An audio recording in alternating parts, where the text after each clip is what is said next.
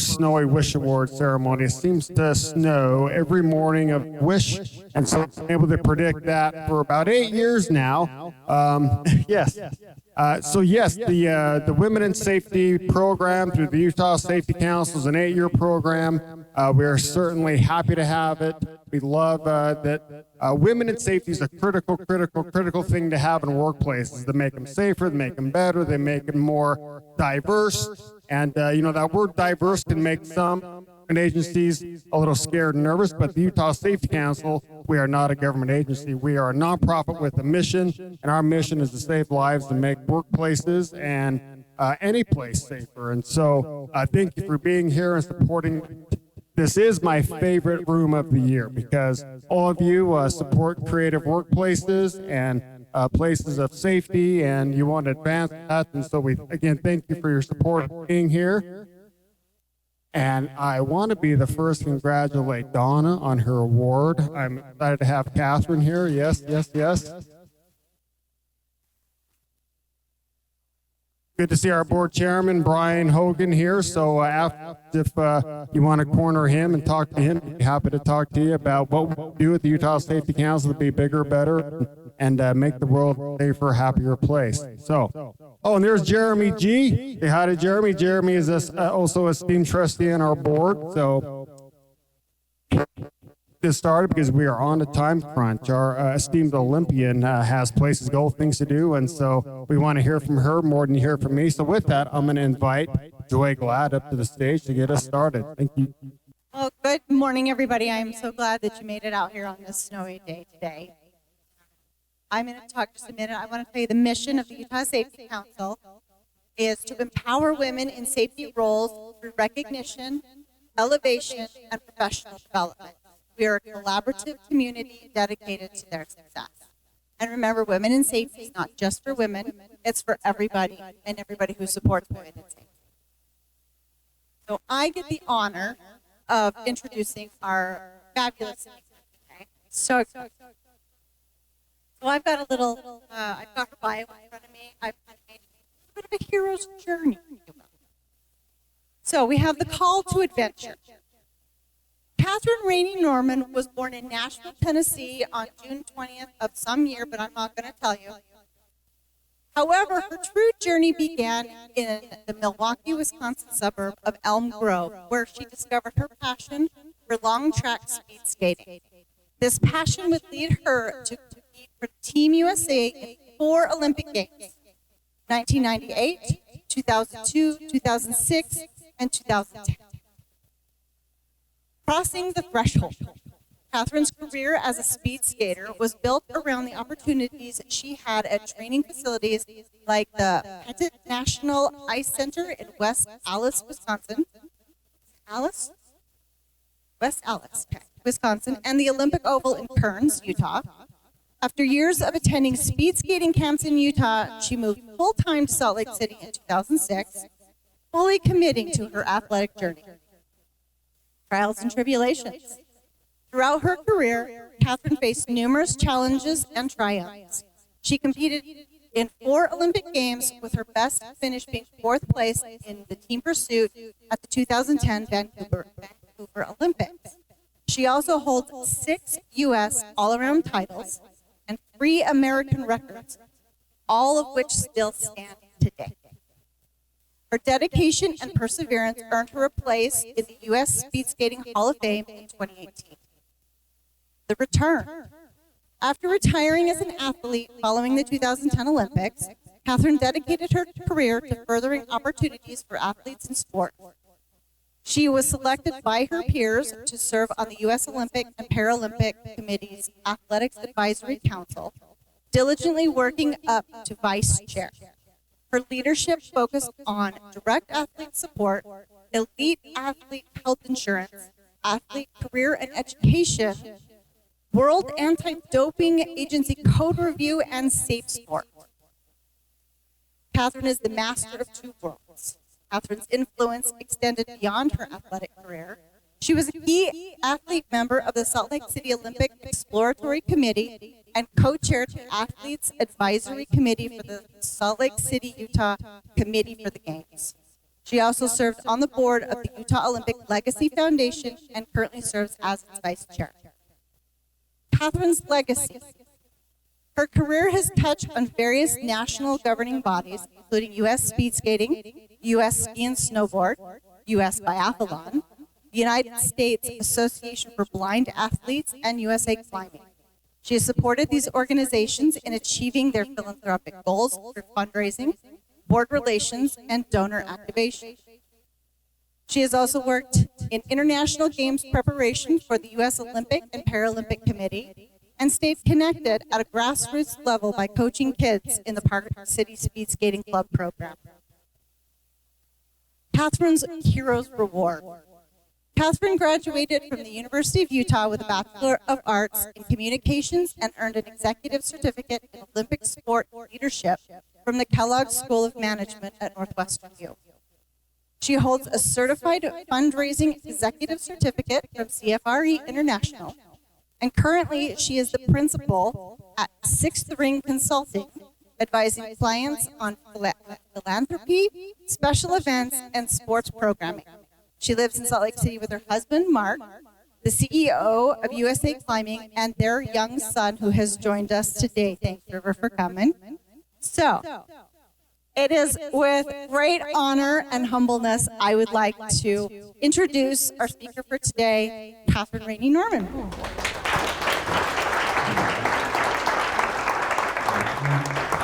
Thank you. I think I want to take her everywhere. That was incredible. First off, congratulations to Donna and the other attendees who are receiving awards today. Incredible accomplishments, and thank you for your contributions and your leaderships in an industry, I'm guessing very similar to mine, where it's far and few between of having female leaders. So congratulations and thank you for that. I want to start, and hopefully I do this right, with a potential video.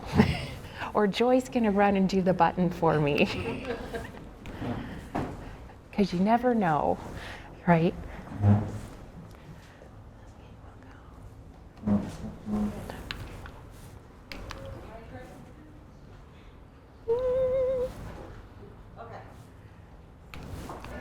There we go. I think.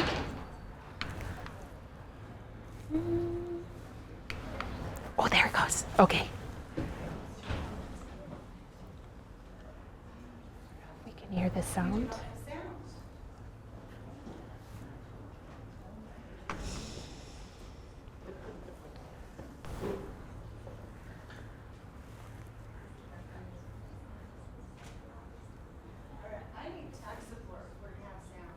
Oh, no worries. Oh, here, I'm going to give you like behind the scenes description. How about that? So this is a really beautiful landscape video that we showcased to the International Olympic Committee back in July for our final presentation to the IOC.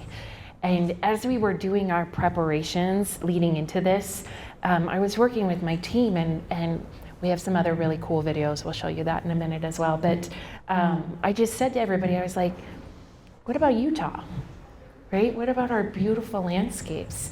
Not everybody's been here to Utah before. And so we kicked off our presentation to them, really showing the beauty of Utah and our people and our landscapes. And if we get it up and running, you'll see a photo. Actually, there's two women riding on horseback, and it's actually Abby Cox riding on horseback. And for us, I felt it was so important for us to convey that beauty to people, because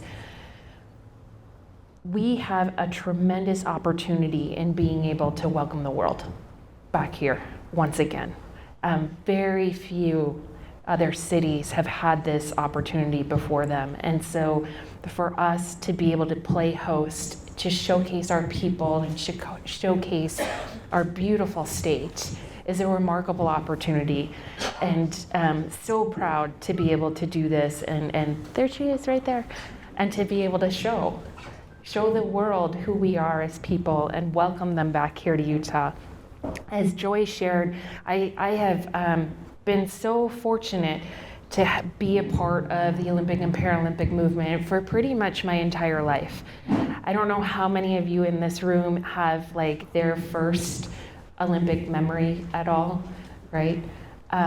My first Olympic memory, I remember sitting in front of the TV and I was watching Debbie Thomas. She was a figure skater back in 1988, and it was like Debbie Thomas, and it was Katarina Witt.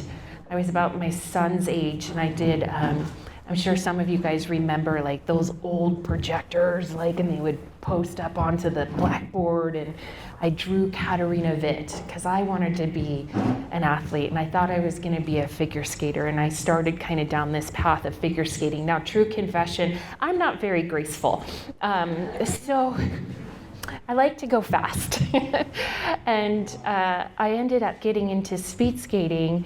I used to get up early in the morning and train and practice my jumps and everything. And the short track skaters would skate on the outside of me. And they would tease me and challenge me to a race. And so I raced them. And I won.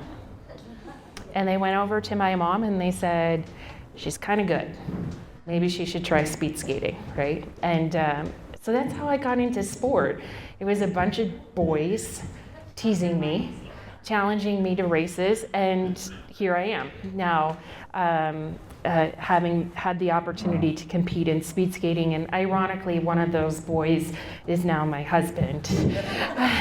And that kid's dad. And so that's just kind of how I continued to stay in my sport, and I loved it so much, and I had this remarkable opportunity to represent our country in 1998. I was 17 years old at the time, had no idea what I was doing, showed up and just wide-eyed in Japan, super pumped to be missing more school because I was like a junior at that point in time, and I was like, this is amazing, and it was so great.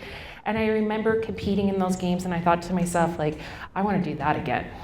Right? And so fast forward, the next games were here in Salt Lake City. And everybody always asks me, what was your favorite Olympics that you competed in? And for me, it was Salt Lake City, by far, hands down.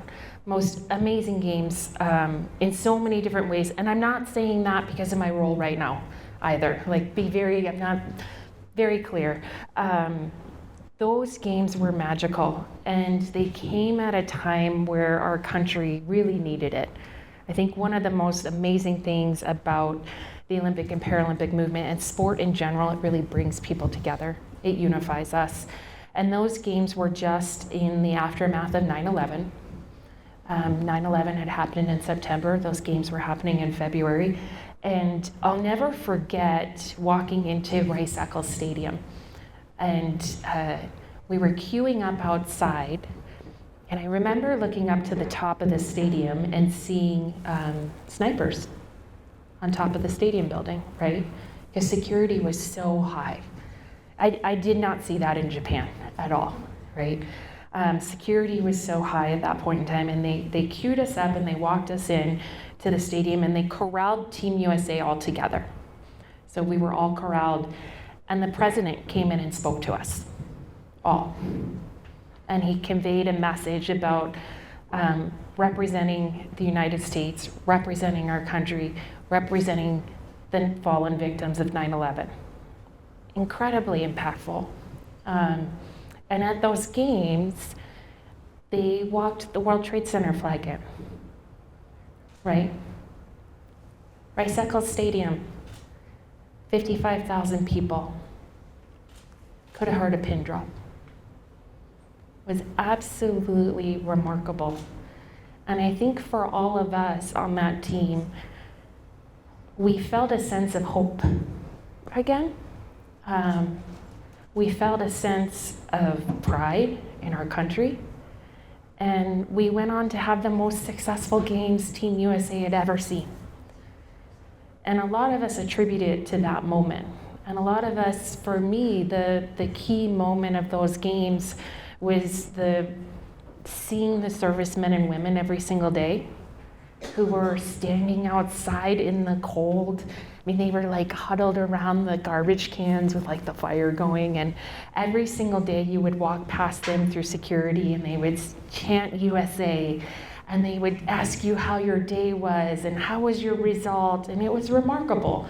And for me, that was really a transformative moment where I recognized and realized my event, my competition is so much bigger than me, right? And the pride that people take of wearing USA on my back, and it's something that it really transformed me personally, quite frankly.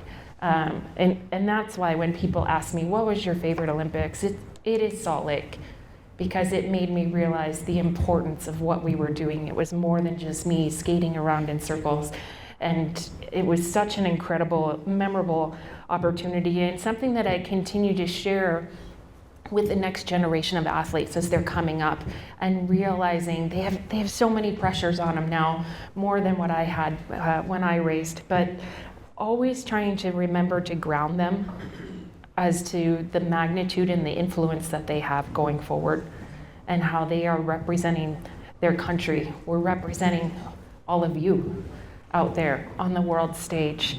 And that was really, again, for me, impactful, important, and messaging that I continue to carry forward, values that I continue to carry forward. And as I sort of look back and look at my experience and going into different leadership roles, serving as an athlete advocate, staying involved within our community and giving back, there's no way I would be where I'm at today if people hadn't showed up and volunteered to help put on my races and to help time and to help make that possible. They were the backbone of me trying to chase my dream. And so I continually try to give back and serve within our community and serve obviously from a position of my passion of sport. And I was so fortunate, we have been on this kind of Olympic journey. I think, quite frankly, many people here in Utah have been on this journey since the flame went out in 2002. But Governor Herbert really kickstarted it back again in 2011, where he pulled together a group of key stakeholders, community leaders, athletes, and said, okay, what would it take for us to do this again? And that was back in 2011. And I had the fortunate role to serve as an athlete representative in that area. And everybody kind of, worked, we kept working and kept taking steps forward. And in 2018, we formed the official kind of bid committee, right? So a real true dedicated group that was putting forward an effort to bring the games back. And I was on the bid committee as an athlete. And then in 2021, and I'm going to tell you guys this story because I think it's kind of, I think a lot of us in this room who are moms can probably relate to it. In 2021, it was kind of the height of pandemic time, right? And my husband and I were in the car. We were actually driving to the auto mechanic to get my car. And, it's pandemic time, so we're all wearing like sweatpants and sweatshirts. And I have an unknown number that pops up on my phone. And this woman's on the other side of the line, and she goes, are you Catherine Rainey? I said, well, yes, I am. She goes, well, I'm calling from Governor Cox's office. Okay, nice to meet you. He'd like to talk to you in 30 minutes. And I said, oh, I'm dressed for daycare pickup. Is that okay? And she goes, yes, it's fine. He wants to talk to you in 30 minutes. Okay, so as we are now headed south towards South Valley, and I told my husband, let's turn the car around. And we went back to his office, and I tried to, sort of put myself back together because we were Zooming. And I got on Zoom with the governor, and he said, well, I really, I'd like you to lead this going forward. Which, in all honesty, at first I was like, how'd you get my number? How did this happen? You got my number, okay. And he really said, I want us to have an athlete focus. I want us to have an athlete voice. You've been so involved and committed since the beginning of this. I would like you to lead this. And so, of course, I kind of had you don't say no to the governor. Of course, yes. And I did remind him I was dressed for daycare, and I was just going to keep it real with him at the very start. We're keeping this real. And he was so gracious. quite honestly. And I think what is so important, and I think these are lessons that we have really learned out of the pandemic. They are lessons that I have learned from just my experience as kind of growing in sort of leadership positions, is that ability to have humility and to be vulnerable, right? The pandemic hit and all of a sudden everybody's in our household on Zooms, right? It opened up a window to us. I think it showed that especially for women, we were juggling a lot. We were juggling our home lives. We were juggling our children. We were trying to juggle homeschooling. We were trying to juggle our work obligations. And so often, and I experienced this as an athlete, right? We weren't allowed to show emotion as athletes. If you showed emotion, you were showing vulnerability, right? And then in a competitive environment, you don't want to show any of your weakness, right? But I think the pandemic changed it because we were all just trying to do our best. And even today, as I was sharing when I walked in, I was like, I don't know how I was going to balance it today, so my kid is here with us, right? And that's okay, because we can do this, right? And it's okay to be vulnerable. It's okay to show the humility and to lead forward in that way as well. I think it helps to make us stronger female leaders in sport, and I'm sure very similar to your industry. When I was asked to lead this effort, I was the first female to ever have been asked, an athlete. A lot of, at times, pressure, quite frankly. A lot of pressure sometimes. But incredible opportunity to show how we can do this. And to show the vulnerability, to showcase expertise. And so it has been an incredible journey on how we have showcased. I think one of the things that I've been most proud of when we went to the International Olympic Committee, this was back in, I think it was 2003, and I had one of the executives pull me aside and she said, I've never seen a more athlete female-led organization before. Pretty remarkable words to be told, that's for sure. And so as we are kind of looking forward and where we're headed towards 2034, we have a lot of exciting things in front of us. And it's gonna take everyone. It's gonna take a lot of people for us to be successful. We did a great job in 2002. We did a fantastic job, right? 2034 is gonna be a heavy lift. It's not that we can't do it though, right? I think one of the most amazing things here in Utah, we kind of roll our sleeves up, right? We join together and we say we can do this together, right? And the incredible thing about a games is just how broad and wide and how many different elements there are to it, right? It's more than just the sports side. Sport is just one little component to it, right? You've got marketing, you've got health, you've got transportation, you've got venue designs, you have safety, and let me tell you how important the safety is. And I know that John was part of it back in 2002 and how we will continue to bring others in. But it's gonna take a lot of people together because we have such an incredible opportunity in front of us. Utah is different than what we were in 2002, and that is amazing. And that is what is going to make it so special. I think as we look forward, so many people say, you have so much time. You have 9.5 years. It goes by so quickly. It goes by so incredibly quickly. And really, I think what is so important is how we're thinking about our approach this go around. Our success last go around, like we put on successful games and we had a successful Team USA.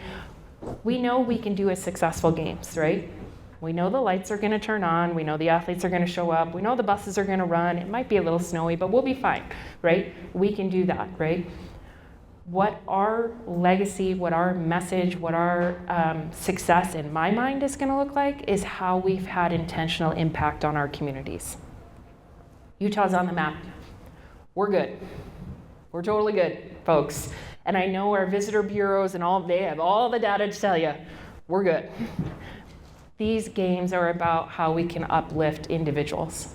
How can we make the lives of Utahns better through these games?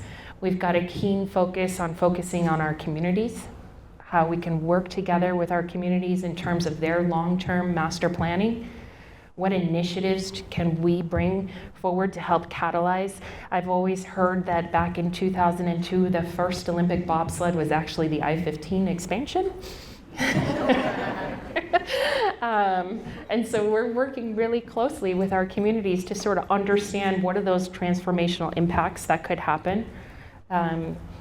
We're also making sure to work with our communities across the entire state. I always go back, and I'm fortunate as I sit on the Utah Olympic Legacy Foundation board, and one of our board members is Spence Eccles. And he always reminds me that it was the entire state of Utah that raised up their hands back in, I think it was 1996, to say they wanted the Olympics, right? And so we can't forget about our communities, our rural communities. We have to make sure they have a touch point into these games. And so we're launching an initiative called Project 29, because there are 29 counties here in Utah. I don't know how we're doing it yet. We're gonna do it. We're working through it, but we know that we want to connect and make sure that all Utahns, whether they're from Goshen or Price or Moab or St. George or Salt Lake City or Heber or Kaysville, we want everybody to feel like they have a connection to these games. And we have the 9.5 years to be able to do that. And so that is something that we're really excited about as to how we can engage communities. We know that we want to use sport as a catalyst for our youth. Youth who participate in sport statistically have higher graduation rates, lower incidence of obesity, lower incidence of mental health. We know that the life skills that kids can learn in sport, the healthy habits that they learn in sport, whether they go onto the podium or not, is going to be beneficial to them. And I think one of the things that I'm excited about here is that in Utah, there are a lot of Olympians in Utah, Olympians and Paralympians. We always kind of like joke amongst ourselves, if you just go to Costco, you'll probably bump into one of us, or we like to buy in bulk. And it's so fun because when I work with our athletes and I ask them, like, how do you want to be involved? How do you want to engage, right? And I will tell you probably 9 out of 10 times it's, I want to work with the youth. I want to help the next generation. And so we know that we have this incredible kind of cohort of athletes that have shared and lived experiences. I think one of the amazing things about Olympic and Paralympic athletes, they're really the kid next door. Right? A lot of them have really unique and different stories. Some of them, Bill Schuffenhauer, who grew up just up in Ogden, right, was homeless growing up as a kid, silver medalist in 2002. Derek Parra, who was the first Mexican American to win a gold medal in 2002, had food insecurity. He used to work at McDonald's and he would volunteer to take the garbage out because he knew how long the burgers had been in the garbage, right? We know there are kids in our community that need somebody that they can relate to, that they can see themselves in, right? To give them a little more hope. And so these are the things that I get excited about. Sometimes I tell my team I'm like the balloon that's floating up that maybe you need to pull down, but we should dream. Because we are so fortunate to have that opportunity, because again, we're not worried about the buses, we're not worried about the venues, right? We should be and can be thinking bigger. And I think what's also important is as we look at these games coming forward, how are we gonna reimagine them, right? We did such a great job back in 2002, and we still have wonderful venues, right? But sport has changed. We learned a lot when we were in Paris. We got to attend the summer games and seeing how they're kind of blending culture and music with sport. You see that in the pro sport world, for sure, right? Jazz Bear all over the place, right? Or maybe he's the Utah Hockey Club Bear, who knows? But Olympic sport, they tend to be a little buttoned up. And so we're hoping that we can start to sort of change that model, enhance the fan experience and the spectator experience. How can we bring more opportunities to our community so you don't just have to go to a venue to experience the games, right? What can we do through live site activations? We're also looking at how we can enhance the athlete experience going forward. So often when athletes qualify for the Olympics, it's really hard for their families to attend. It's really expensive. And sometimes, your family, you don't know, okay, is the athlete gonna make the team or not, right? A lot of times athletes don't qualify until about 3 weeks before the games. So parents don't know, should I buy flights? Should I book hotels? Should I buy tickets? So sometimes they buy it really early, and then their athlete doesn't qualify, or then they wait, and now the prices have skyrocketed, right? They're priced out of the market, they don't know where to stay. There are no places for them to stay. And so we're really taking an athlete family focus, which beautifully, I think, aligns with the values of Utah, of family. And we're gonna launch the first athlete family village. So athlete families will have access to affordable accommodations, to tickets, to mass transit, all of that sort of stuff. Now, as I share when I talk to my athletes, our home for the athletes will be at the University of Utah again, on campus there, and our athlete family village is quite close, but there's a fence between you and mom and dad. It's okay. They'll be close enough, still a fence, which will be fine. But we're so excited about this because when we think about welcoming the world and how Utah does it so well, right? We speak over 130 languages here. So think about the athlete family who's in Italy or Czechoslovakia or any of that, and they're going through those same struggles that our Team USA parent athletes are going through, right? We now can tap into the Utah community and have somebody help them navigate this. It's really a game changer, and it came out of feedback from when we've gone out and worked with our athletes, but it for us is a part of the identity of Utahns, right? And how we welcome people and our family values. And so as we continue to look forward and welcome the world, and I'm gonna see maybe our video might work. It is, oh my gosh, this is so great. Okay, so here's the thing. The videos were gonna be sprinkled throughout. We're just gonna hit them so you guys can see all the different ones that we have, and I'll give you guys a little precursor into we're gonna make Joy do this. Oh. Here we are. Oh, yeah. There are places here that are almost indescribable.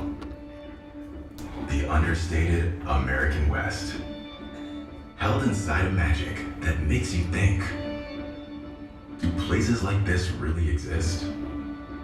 The answer is yes. And that beauty sits on the edge of innovation. Home to the most welcoming people you'll ever meet. This is Utah. We're so proud of that one. And oops. This is another image that I wanted to show you all. I don't know if many of you remember this. This is the Hoberman Arch that back in 2002, it was the backdrop for medal ceremony. And it opened up, this is supposed to be like the iris of an eye, and so it would open up magnificently. And after 2002, it kind of went missing. It was actually in like a rail yard, in like a warehouse yard or something, and it had sat there for like 20 plus years. And Mayor Mendenhall and the airport board took up an initiative to kind of resurrect it and refurbish it. And now it sits as you're exiting the airport. And this was installed, I believe, back in 2023. And initially it didn't have that. It just had that, just had 2002. And about 6-7 weeks before we were going into our final presentation, I talked to somebody on my team and I was like, think we can get 2034 on there? And it's for us this just incredible symbol, right? When you think about the world coming in, the first place they land is the airport. It's the first welcoming place for them. And so for us, we were able to unveil this on July 24th, which was the day of our award, and just really excited to be able to have that happen. This is speaking at the IOC, and my primary goal for our entire presentation, there are some technical things you have to talk about and all of that, but what I really wanted to convey were the hearts of Utahns, quite honestly. Why Utah was the right pick. We are the right pick. And we're the right pick because of our people, quite honestly. We're the right pick to do this going forward. And so we were so fortunate. The French went first.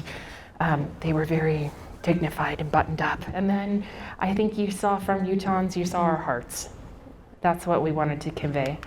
And so this is one of our other videos that hopefully, maybe, oh, there she is. Perfect. Yeah. In Utah, there's a spirit that's been growing for the past 2 decades. You can see it in our kids who carve through childhood on skis and skates. You can feel it in the hearts of world-class athletes from over 30 countries that train here. You can hear it in the passionate cheers of fans who fill the very same hallowed venues that hosted the 2002 Games. Because the Olympic and Paralympic Games left us with more than just venues and memories. The Games reshaped our culture, creating a proud tradition of hosting international competitions and sparking programs that teach the value of sport and teamwork to thousands of kids every year. This legacy sets the stage for an even brighter future when the Games return. Because Salt Lake is now and will forever be an Olympic city. It's part of our everyday life, woven into the fabric of every Utahn. And we can't wait to open our home to the world once more and say,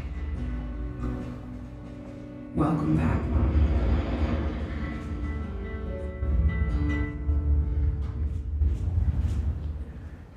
So every one of those kids are in some of our programs here in Utah, right? And I think it's so remarkable. I always tell people I wish I could be my son growing up, right? The opportunities that we have for our kids to participate in sport, and whether or not they chase that dream to the podium or not, right? It's available to them and they can participate in it. And it was so much fun to be able to call up the different youth organizations and be able to say, like, can we feature your kids? We want to show them to the world, right? And we actually ended up taking 3 of our youth athletes with us to Paris. Because it's great to have somebody like, yay, I'm here, I did 4 Olympics, but it's about the next generation that's coming up, right? It's about making sure that their families were a part of it. Their parents came with as well. We also sent a delegation of 6 kids to participate in an international youth festival. These were kids from all over the state, rural kids. A lot of them didn't even have passports. We helped them to get passports so that they could have an opportunity to participate in sort of a global youth festival, to be a part and see the opening ceremonies and start to grow that spirit across the state, and really, again, focusing on that next generation. Because when you think about 9.5 years, right? I look at somebody like my son or a 12-year-old, right? In 9.5 years, they could be a volunteer, they could be an athlete, they could be an intern working for us.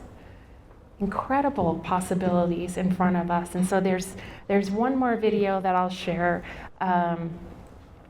that is pretty, this one, yeah. This is our next one. There you go. She will compete in a sport that doesn't exist yet. They will break records previously thought impossible. He will land a trick that will become a classic. And she will win her country's first Winter Olympic medal ever. Blazing a trail for more athletes from more countries. We don't know what stories 2034 will bring, but athletes across the globe are preparing to push the limits, raise the bar, redefine their sport. And when they're ready, we'll be ready. Ready to share our Olympic fire we grew from a flame. Ready to share the home we built to elevate the Olympic experience of every athlete, their families, and fans from around the world. Creating a future where the games themselves continue to evolve as much as the athletes. Because they will be at their best if we have done our best. Together, we won't just reach for greatness, we'll embrace it. I kind of always like tear up every time I see these videos, just so you guys know. But man, we are ready. We are so ready to bring the world back. We are ready to help lift up those dreams. And I am so excited and I am hopeful that all of you will be a part of this going forward. There is a place for each of you to help be a part of this incredible experience and opportunity that we have before us, uplifting the dreams and the hearts and the minds of all of us. And so I encourage you all to stay a part of this, to be engaged, to help support, because we have a generational opportunity in front of us, unlike any other. And we are so lucky to call Utah home. And so thank you so much to each of you all for allowing me to be here today to share a little bit about myself and the journey forward. And I hope to see you guys along the way. So thank you.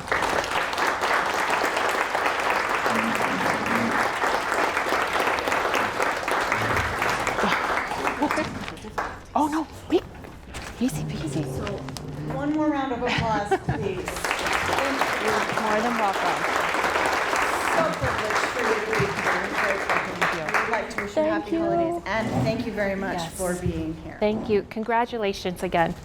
So, all right. All right. Okay. Can I get everybody's attention? I hope everybody was able to dish up and get them a nice meal. But I would like to introduce Kelby with Zero Fatalities. We ask that Zero Fatalities come out and do a little bit of a presentation on what they do. They are a nonprofit as well, and they do offer their services for free. If it's something that you're interested in, Kelby will give you her information, and then you can just reach out to her. Well, hello. It smells really, really good. So is it good so far? Good. I'm jealous. I'm excited to eat. Well, hello. First and foremost, I just want to thank all of you for being here today. It truly is incredible to be here and see the impact that women in safety have. So you guys are amazing. Thank you all so much for what you do. We really appreciate it. But hi, my name is Kelby. I work for Zero Fatalities, and I'm just kind of curious, how many of you have heard of Zero Fatalities before? Good! Yay! Okay, I just wanted to get a feel for the room. Well, we travel all across the state doing these presentations. We are a UDOT and DPS program dedicated to promoting traffic safety and awareness out on our roads. And so, with that being said, I real quick want to explain our name, okay? Zero Fatalities, all right? Our name is intentional because we no longer want to see any more lives lost out on our roads. And so that is truly our only goal. Now, with each and every one of you, your organizations have such a large presence here, and it's amazing. It goes to show just how much you all care about safety in your communities and for the state of Utah as well. And, for that, we all share the same goal, which is to create a safe environment for everybody.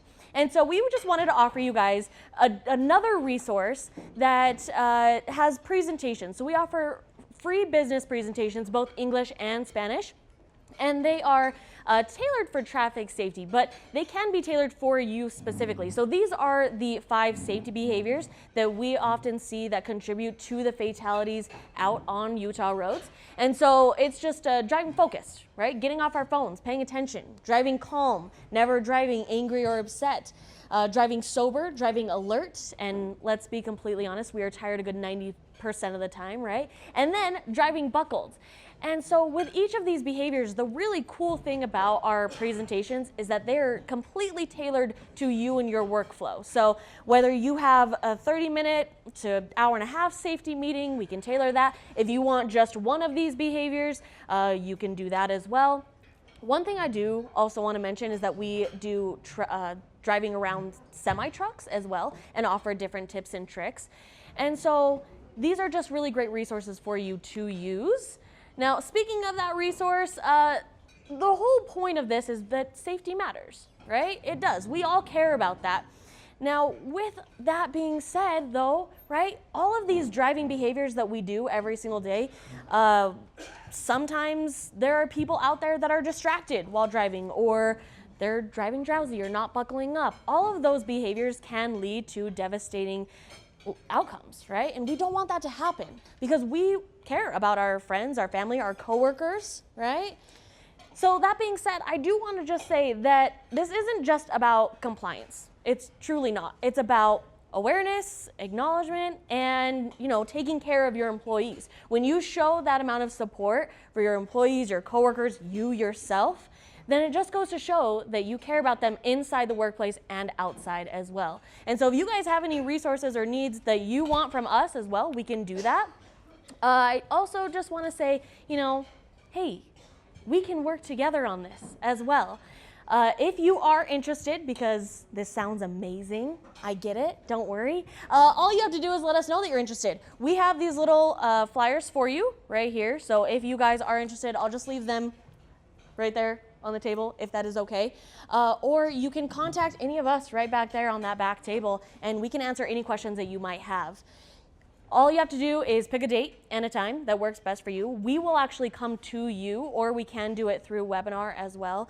But it's super easy and simple to do. So we'll handle the rest. And then I just want to leave you with this, and that is that safety saves lives.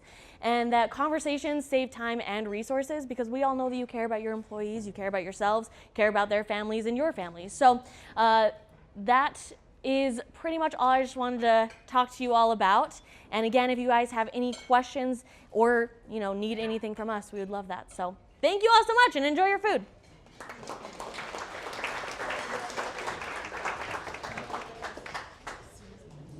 All right, so we're going to go ahead and continue on with the awards part of our presentation.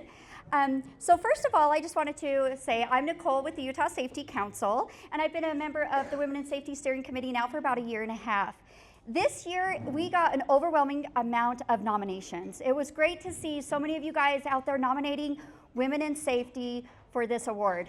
Not only did we get a lot of nominations, multiple nominations for recipients. So I'm talking some recipients received 2, some received up to 5. So it was a great year for women in safety, and I'm really hoping that we can see this going into next year. So what I'm going to do is I'm going to go ahead and go over our honorable mentions today.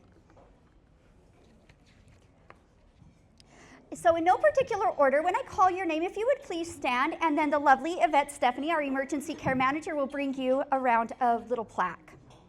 So our first, it goes to Lori Huntsman with Zero. She's the Zero Fatality Outreach Coordinator for the Utah Department of Traffic. Lori?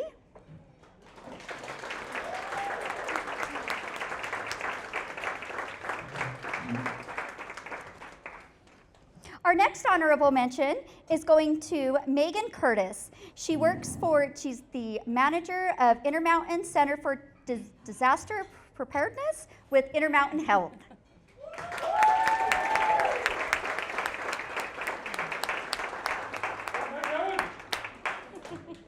Our third honorable mention, I've been practicing this name all day, but it's not going to come out great. So, Jody Bourgeois. It's Jody Bourgeois.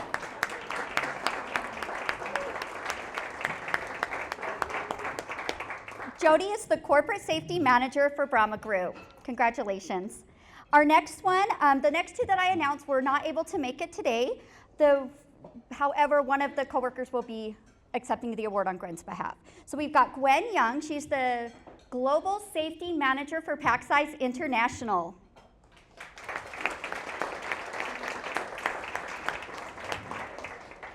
And unfortunately, the next one is not going to be here as well, and there's nobody accepting on her behalf, but us at the Utah Safety Council will be presenting it to her at a later date. But Tori Burns, she's the Manager of Safety and Health for Enbridge Gas. Now I'm going to turn the time over to, now I used to not be able to pronounce her name, but watch this, Candy Schnackenberg. I'll get it right next year, Jody.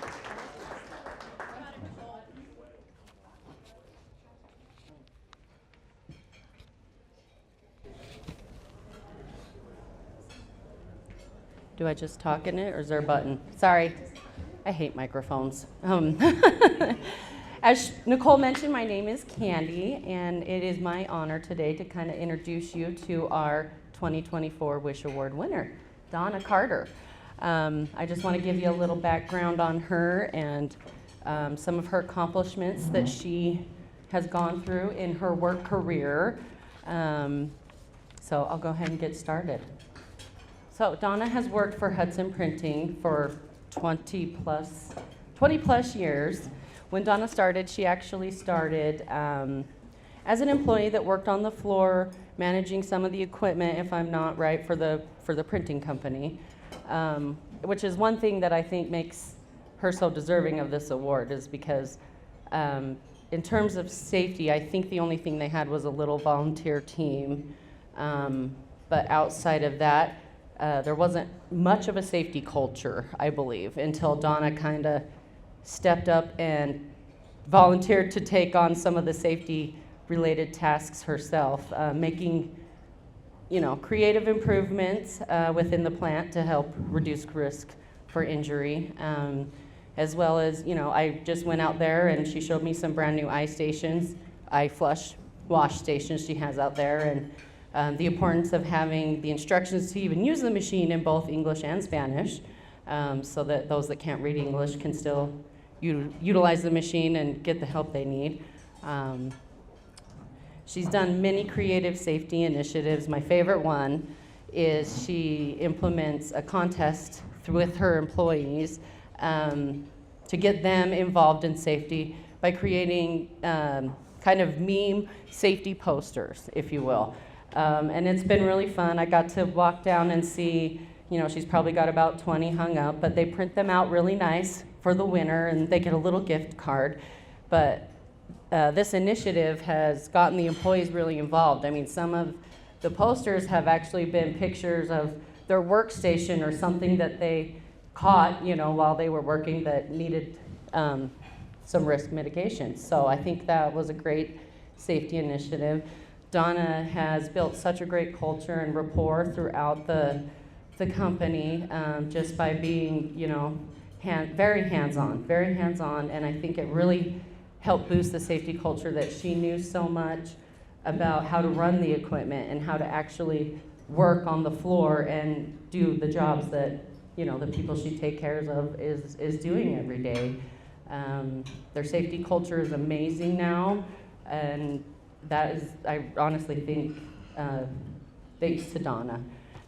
In fact, I don't even think they had a safety and security manager probably position, but just the work and initiatives that she put into safety, she built that role, and she just takes it on, does volunteer work, outside of her job description, if that makes sense. So she goes above and beyond, and that's definitely something we look for when we give out our Wish Award. Is we want to see people go above and beyond the expectations of their normal job duties, right? And so Donna just taking the initiative and bringing safety to light to management and to the company, she fits really well into that. And then on top of that, she volunteers for her community outside of work.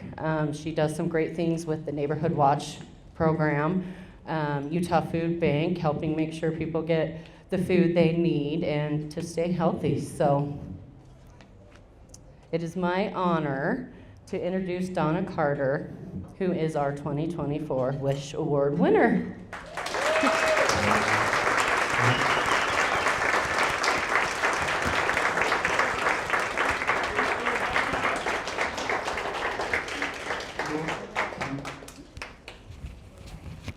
I think Donna wanted to say a few words, so. Yeah, that's a little step, isn't it? It is, be careful. At least they have one though, right? Yeah, it's a good safety. Great.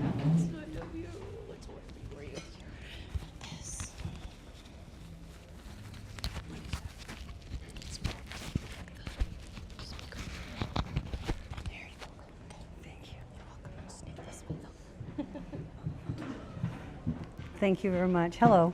Can you hear? Is it working? No? Yep. I have to go. That's better? Okay. Hi, everyone. My safety senses are tingling up here. I have to put this down, though. I'll just lay that down there.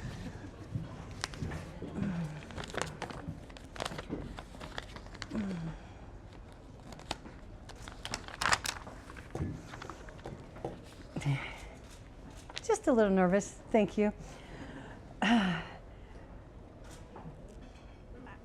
I'm honored for this. Thank you. I'd like to thank you for receiving the Safety Award. I feel gratitude. I've never expected to be recognized for this. I'm truly humbled. Sorry, hold the mic up right there. Like this? Yes. Okay. Thank you. We'll get this right. Let's see, where was I? I'm truly humbled and to be acknowledged for something that has always been near and dear to my heart. But honestly, this isn't just about me. It's about the collection, efforts, and support, and the incredible team that I have been privileged to work alongside. Safety isn't just a role for me. It's a commitment that I have carried with me both at work and at my personal life. I believe that when you personalize safety, we create an environment where everyone can thrive, and that's what motivates me every day. I would like to give a special thanks to Steve Furlong. Steve, when you gave me this opportunity to make a role of a safety manager, I had no prior experience, and I wasn't sure what to expect. I remember when I asked you when I went into your office what my role was going to be, and you said you were very, very strongly about safety.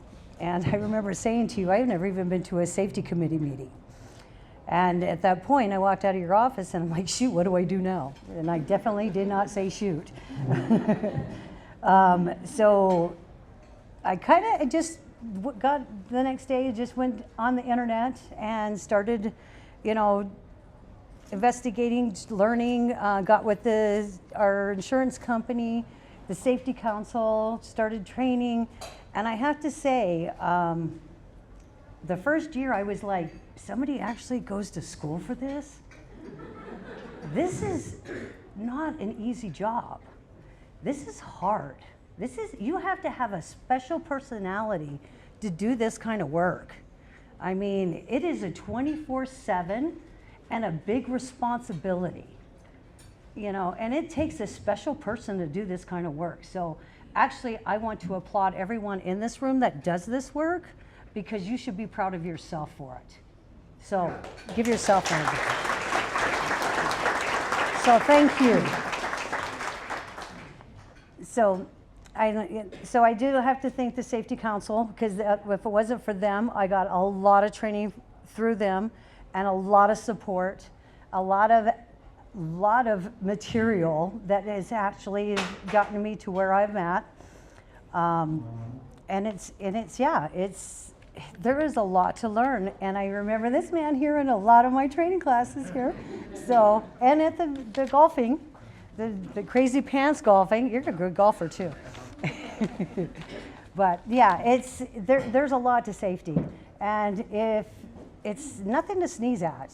There's a lot to learn, and a lot of people think it's stuff that we make up. OSHA is the one who comes up with these rules, and it's something that we just have to make sure our employees or our company follow these rules, and they just think that we're just being bullies and we're being mean, but eventually they just realize that they just realize that we're actually our priority is that they make sure that everybody goes home safe to their families. And that's what our number one priority is. That's my number one priority. So, but after all that, it's like I realized that I had a lot of work to do after everything I learned, especially in the plant. And that's when John Diamond really had to step up. Unfortunately, poor guy. He got hired up, and there is a lot of things that we had to actually fix because I actually got with the OSHA and did an OSHA compliance walkthrough. And they actually did it. If you've never done that, it's like when they come through your plant or your workplace, and they will tell you everything that's wrong with it, and then they say you have so much time to fix it. Well, that's where John comes in. He's our head of our maintenance now. And the poor guy had to literally fix everything. So thank you, John. So with the thanks to John and the support from Steve and the management team, we were able to make a meaningful change in the plant and ensure safety and become a priority for everyone. None of this would have been possible without the ongoing support from my team and our leadership. On the collaboration where we've had throughout this journey, I've had the privilege to work with such dedicated individuals, and I'm proud of what we have accomplished together. So thank you all. While I'm deeply honored by this recognition, I know safety is an ongoing journey. We continue to learn, grow, and improve because there will always be new challenges to face and new risks to address. But with such commitment, the committed team I have by my side, I know we're on the right path. Thank you for this honor. Let's keep safety senses tingling and work together and make safety a priority in everything we do. Thank you.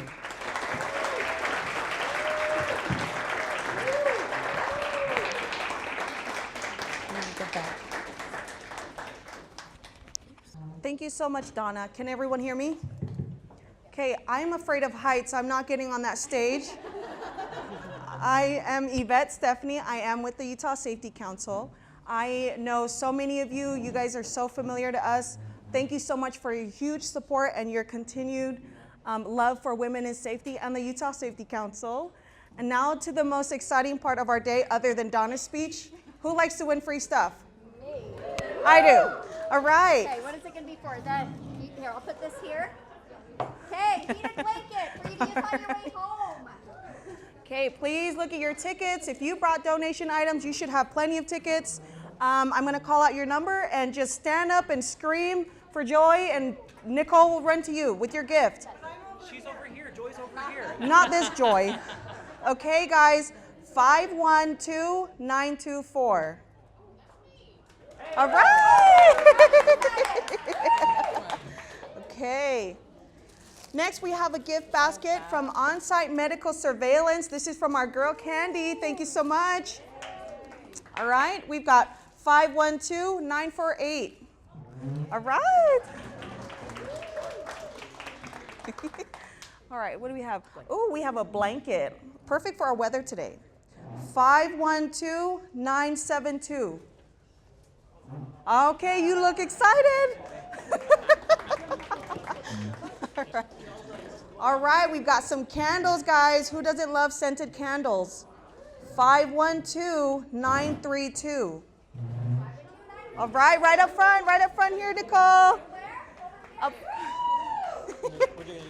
Okay, our second candle winner is 512925. 925. Oh no. Oh, right here. We're in the back. Okay. Oh my God, this is my favorite one. Ceramic Santa Clauses. How can you not like this? 512-955. 955. We have a winner. Okay. We have a a mirror. This is cute. All you women and you men in here, please make use of this. And if you don't want it, I will take it. So if you want to force it, I'm okay with that. 512-931. All right, we have a winner. Hello. All right, we've got a cute chocolate gift basket here. 512-959. All right, in the corner. Okay. Oh, this looks exciting. A Gingerbread Delight Relaxation Bundle. 512-947. 947. We have a winner. Okay. Okay, our next prizes here is an exclusive Women in Safety mug. This only special people get this. Yes. 512-964. All right. Got 512-921. Guess we're all 921s. Oh, you have okay. Are you giving this one away? Okay, 953, ticket ending in 953. Oh, we got a winner. Okay, how many do we have left? Okay, 949. Yay, Jody. Okay, we got one more left. Is that it? Okay, our last one. 961. Oh, we got a winner. This is not. The phone is not a prize. Okay, I think I'm gonna get on stage here. Oh gosh. Okay, we're good, everyone. I'm gonna welcome our President, John Wojciechowski, to thank everyone for joining us, and any final words for our guests today. But from the Women in Safety, we are so thankful for you guys. Please stay as long as you'd like, and there's pictures in the back. So I'm gonna hand it over. When I was, that would have been easier when I was 42. Well, this is not on the script. This is like my improv, so I have like the whole afternoon to just say whatever I want. But I won't. I want to thank, no round of applause for that. But I do want to thank our board of directors. We have Jeremy G here, who said he wanted microphone time, but I told him no. Same with Brian Hogan sitting next to him. He's always working. Look at him. He's just always working the room, getting stuff done, and that's right. But our team here, that worked very hard to get this pulled off, and so give them a round of applause. The whole Utah Safety Council team, yay, they deserve it.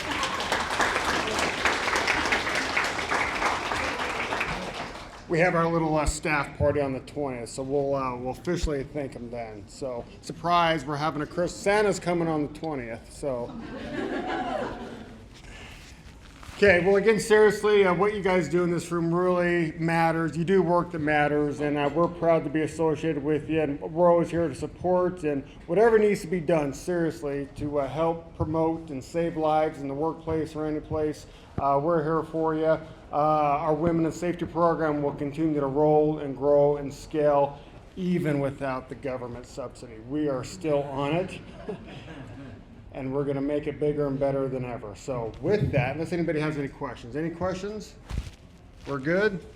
I do want to thank Brandon and Dixon. Dixon, they're both ski bums, and as soon as it started snowing, I thought, man, they're not going to show up today. So thanks for showing up. We'll have a great audio-visual record of this that we'll put up on the YouTube page and all the other places. They want a TikTok, but it might be banned, so maybe it won't work out anyway. So we have until the 19th. I don't even know what TikTok is exactly, but. Okay, and with that, we're going to adjourn the meeting. Please, we have Candace in the back in the timeout room taking pictures. So headshots, group shots, please don't leave until you get the picture that you want, and we'll distribute those via a link next week early. So with that, thank you. Merry Christmas, Happy Holidays, all the things. We love you guys. We'll see each other soon. Be safe getting home.